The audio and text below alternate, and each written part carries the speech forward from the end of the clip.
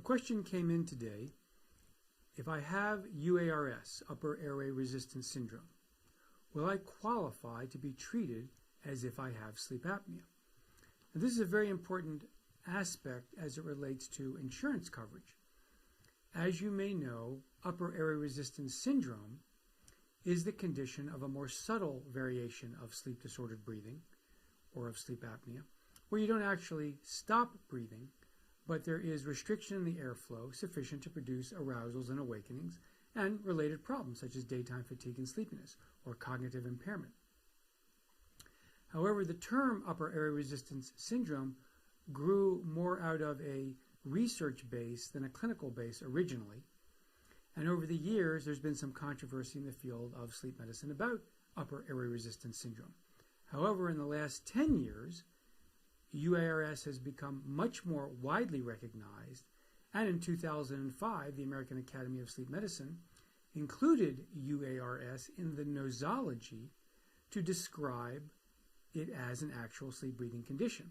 In fact, they went so far as to say that if you have UARS, they just want to say you have OSA, obstructive sleep apnea. So in terms of the nosology, the definitions of disorders that medical fields come up with and that they codify for their particular field, in this nosology for sleep medicine, UARS is said to be equal to OSA. Now, what's interesting about this from an insurance point of view is that there are still insurance carriers, particularly Medicare, who don't recognize this diagnosis.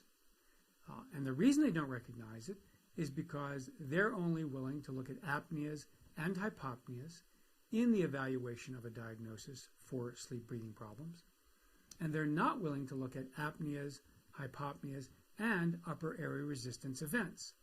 So this can be very, very problematic because if an individual has UARS only on their sleep breathing test, overnight sleep study, then according to the American Academy of Sleep Medicine, they have the diagnosis.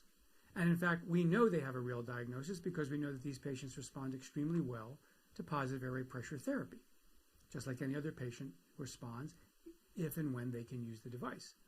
But the insurance companies are unwilling, in some cases, as I said before, Medicare, to do this for reasons that are unclear to me and to a lot of other clinicians and researchers in the field of sleep medicine. So here you have the situation where you could have UARS. You ask the question, will it be covered and treated as if you have sleep apnea? And the answer is, it all depends on the insurance you have. If you have Medicare, then your doctor is going to have to appeal their rejection of that diagnosis for you to be able to get coverage. So as you can see, it's going to be a case-by-case thing. And for many people, this can be quite frustrating. And unfortunately, it's another example of how insurance in some cases can actually muck up things in ways that are not for the patient's benefit.